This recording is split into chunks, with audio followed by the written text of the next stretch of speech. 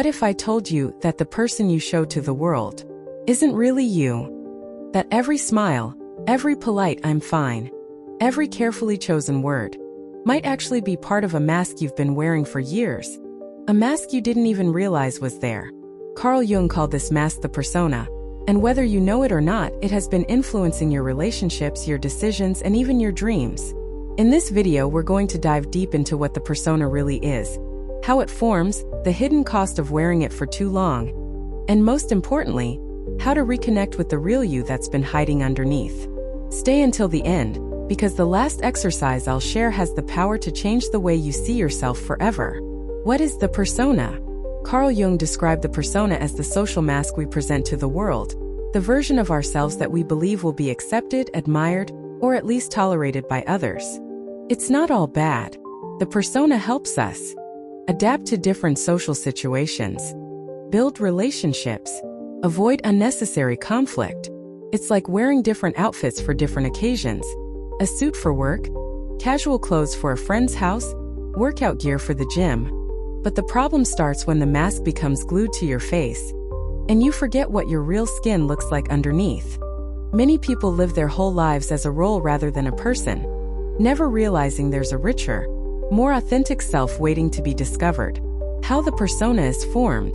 The persona is built in childhood. From a young age, we're like little scientists, observing how the world responds to us.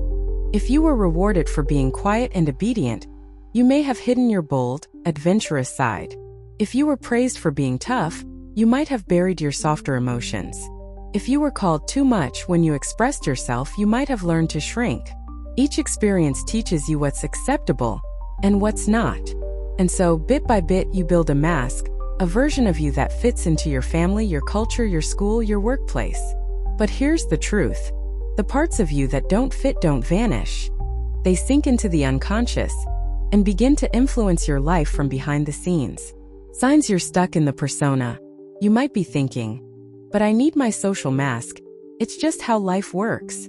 And yes, that's true. But when you start living only through your persona, you start losing yourself. Here are the signs. You feel drained after socializing because performing takes energy. You avoid conflict at all costs, even when it means sacrificing your truth. You struggle to make big life decisions because you're not sure what you want anymore. You feel like two different people, one in public, another in private. You secretly fear being found out, as if people would reject you if they saw the real you. When your life feels like an endless performance, you may find yourself wondering, if I took off the mask, would anyone still love me? The cost of living behind the mask. Jung warned that identifying too strongly with your persona can lead to a shallow, disconnected life.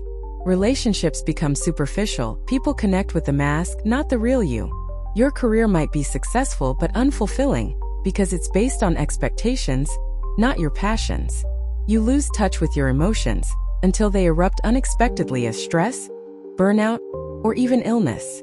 It's like living in a beautiful house where every room is open to guests, except the one room that truly feels like home.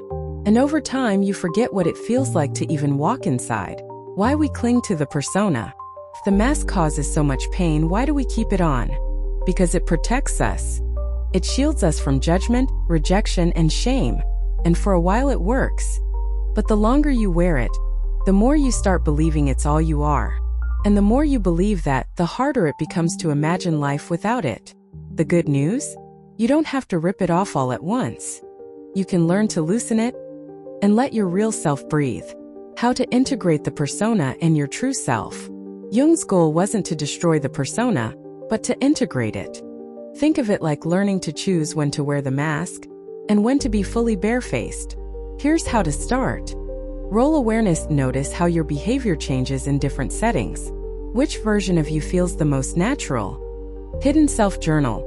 Write about the parts of yourself you rarely show others. Safe experiments. Share small truths with trusted people to see how it feels. Creative outlets. Art, music, writing. These allow hidden parts of you to express themselves. Drop the perfect act. Let yourself be seen making mistakes. Imperfection builds connection. Conclusion. The real you. The persona is a tool, but you are the wielder. And life becomes infinitely richer when you learn to use the mask without losing the face underneath. As Carl Jung said, the privilege of a lifetime is to become who you truly are. So take a deep breath, loosen the straps of your mask, and meet the person you've been hiding. Which part of your true self have you been keeping in the shadows? Let me know in the comments. If you found this video valuable, like, share, and subscribe to Soulful Energies, where we explore the depths of psychology, self-awareness, and the journey to becoming whole.